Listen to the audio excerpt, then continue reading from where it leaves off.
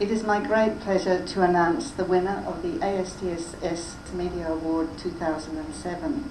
The standard of entries was very high. On the judges' panel were Bill Birnbauer, senior journalist with The Age, Angela Carey, editor, The Courier, Ballarat, Paul Bethel, journalist, educator, Deakin University, Kathy Bedford, senior journalist with the ABC Radio, and myself representing ASTSS criteria. The decision was unanimous. And I would now like to announce the winner. The winner is Mark Forbes, Indonesian correspondent for The Age newspaper, with his stories, The Garuda Tragedy.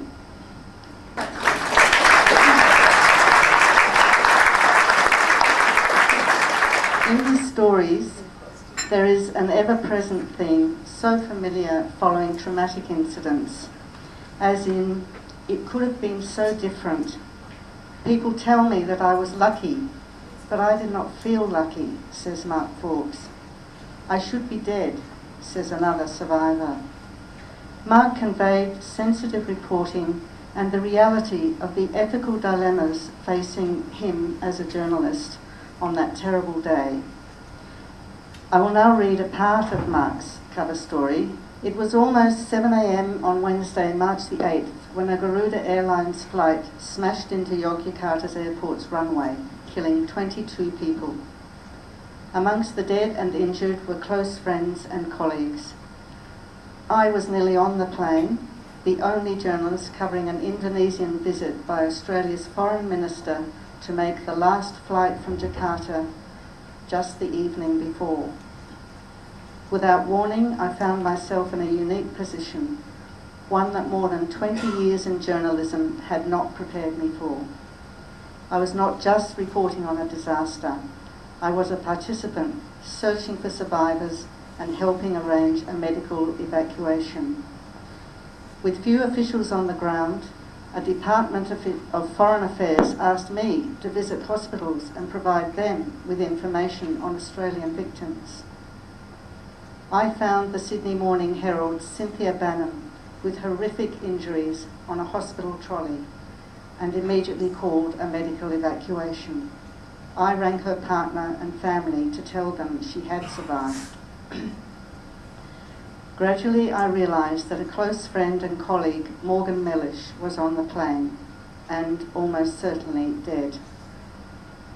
I contacted his editor, who spoke to Morgan's family and called his Indonesian girlfriend, Neela. I then attempted to identify his body. There were difficult decisions throughout the day. I did not name the victims until I knew the families had been informed. It was difficult to know where to draw the line on detailing the events following the crash, but some of Cynthia's even more distressing comments were never reported. I believe they would have been too upsetting to her and others' families. A month later, when officials attempted to suppress the crash investigation report, which detailed safety shortfalls at the airport, I obtained a copy and published it. I do not think my coverage was perfect. I still question some of my decisions, but I believe that overall I reported accurately and sensitively during a time of intense trauma. And now we're going to hear from Mark himself. I'd like to thank the Society for this award. It's one that I received with mixed feelings, but I'm sorry I can't be there to receive it in person. The events that led up to these stories were particularly traumatic, I think, for many of us here in Jakarta, and for people like myself who were on the ground. As journalists and as particularly as foreign correspondents, we're often covering disasters and traumas, but for me this experience was unique, to suddenly find myself as both a participant in as well as a reporter on a disaster. The day really was a blur for me, because with so few people on the ground, we had to try and try and find victims. I even found myself notifying friends and family as well as reporting on the events. Luckily, we managed to find my colleague Cynthia Benham in a critical condition, and were able to help arrange an evacuation. Unfortunately, another close friend and colleague, Morgan Mellish, did die, and we had to identify his body. It was really only at the very end of the day that I realised I'd forgotten to write the story.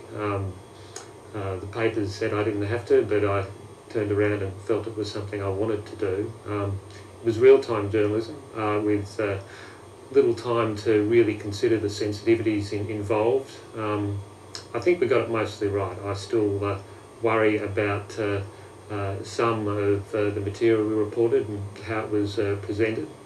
But on the whole, I think we managed to convey what went wrong that day and the real impact it had on real people. For me, the experience also showed me that, well, the impact of trauma in a way that other events haven't, because you're affected yourself.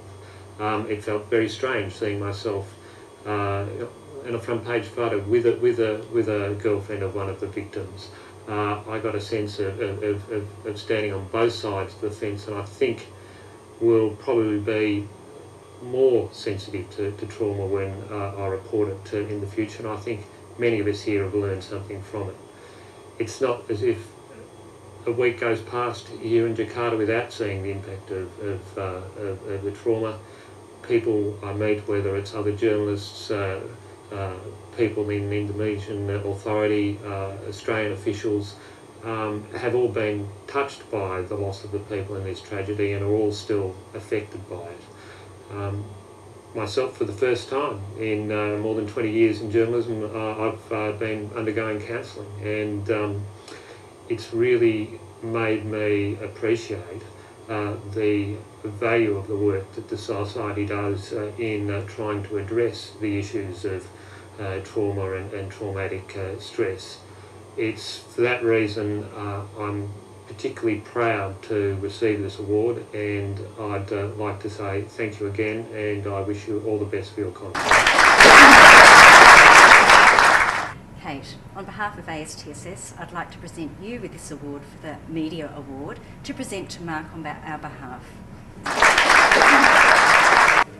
I feel honoured to receive this on behalf of Mark Forbes, who can't be here today. He's still in Indonesia.